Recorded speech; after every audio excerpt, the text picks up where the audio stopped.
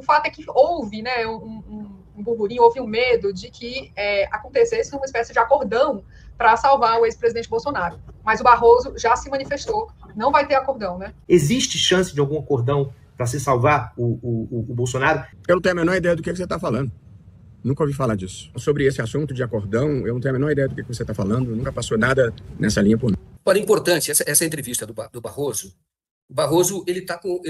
Nitidamente, ele é o presidente do tribunal, né, do STF, presidente do CNJ, e ele está com uma postura de dar mais transparência, de conversar com a imprensa. Isso eu acho muito positivo. Tá? Muito positivo. Porque o Brasil ficou muito polarizado, né? E é preciso, então, que o STF tenha pelo menos o presidente do STF dialogue muito com a sociedade, fale do que tem feito, do seu papel institucional. E foi uma entrevista positiva, eu achei boa a entrevista, eu vou até falar de algumas coisas, algumas eu discordo, outras eu concordo.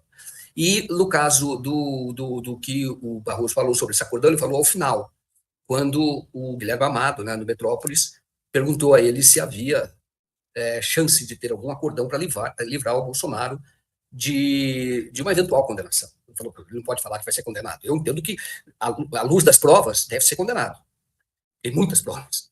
Agora, eu disse, o Barroso, que nunca ouviu falar nisso, nunca passou por ele. Ouviu falar, certamente ele ouviu, porque isso foi na imprensa. Isso saiu, nós comentamos aqui, nós escrevemos sobre isso. Então, sobretudo depois que houve a decisão que livrou o Sérgio Moro, no que foi um erro absurdo, porque teve participação de políticos ali, conversando com o Alexandre de Moraes, inclusive o presidente do Senado, Rodrigo Pacheco, pedindo que nem o Moro, nem o Jorge Seife, né, que é outro senador, que também é acusado de ilegalidade na campanha, assim como o Moro, que nenhum dos dois fosse cassado. Tá?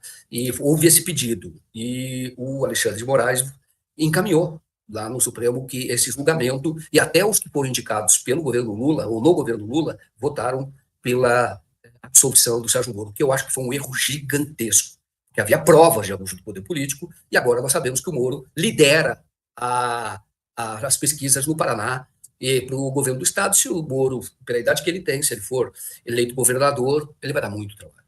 Ele vai dar muito trabalho. Vai se fortalecer muito e, claro, no futuro ele pode influenciar na escolha de ministro da Suprema Corte e ele é alguém que, na minha opinião, desonra o judiciário, no sentido de justiça. Mas vamos lá.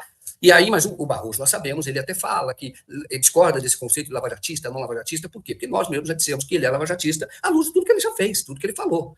Agora, ele disse nessa entrevista que ele admite que houve erros da Lava Jato, mas ele até disse, não acho que os erros apontados pela Vaza Jato, essa eu não levo em consideração, mas houve erros pontuais, então poderiam ser corrigidos para que houvesse combate à corrupção e que houvesse uma ética privada, o que ele chama de ética privada. Mas aí o Barroso, quando fala que não tem acordão, que, portanto, vai seguir o processo normal. O problema é que o Gonê está dizendo que realmente não vai apresentar denúncia contra o Bolsonaro antes das eleições. O que, na minha opinião, é uma ação política que beneficia o fascismo, que é representado pela candidatura, pelos candidatos do Bolsonaro, pelas candidaturas bolsonaristas. Beneficia, porque aí você está politizando.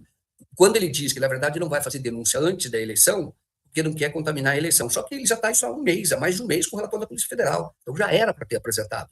Você não pode, no caso, o sistema de justiça, no caso a Procuradoria, que é titular da ação penal, ela não pode ter cálculo político.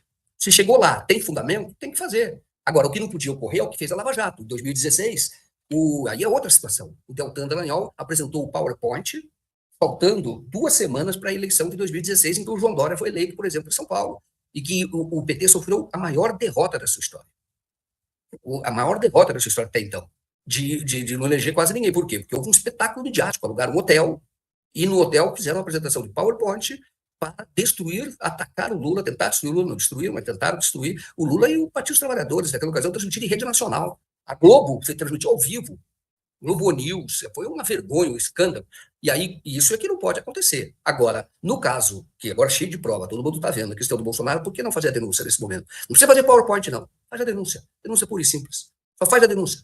E pronto, apresenta a denúncia com base naquilo que está no relatório da Polícia Federal e que já foi entregue, com o indiciamento do Bolsonaro, há mais de um mês. Então está lá. Mas, enfim, é uma forma de politização. E hoje isso é, na minha visão, ainda uma expressão uma consequência da politização do Ministério do Ministério Público. Agora, o Barroso realmente ele avança quando admite que houve erro da Lava Jato, que esses erros devem ser corrigidos. Isso que é muito porque ele diz que acordão não existe. Então, se não existe, vamos continuar aí observando. Agora, ele fala sobre a possibilidade de anistia ao Bolsonaro, mas pela via do Congresso Nacional, que é justamente anistiar em relação à condenação pelo TSE, a cassação dele. Isso pode ser revertido, ele mesmo disse, pelo Congresso Nacional, mas nem quis entrar em detalhes, porque seria uma ação do Congresso, não é nem do Executivo, muito menos do Judiciário. Isso tem que ser pelo Congresso Nacional.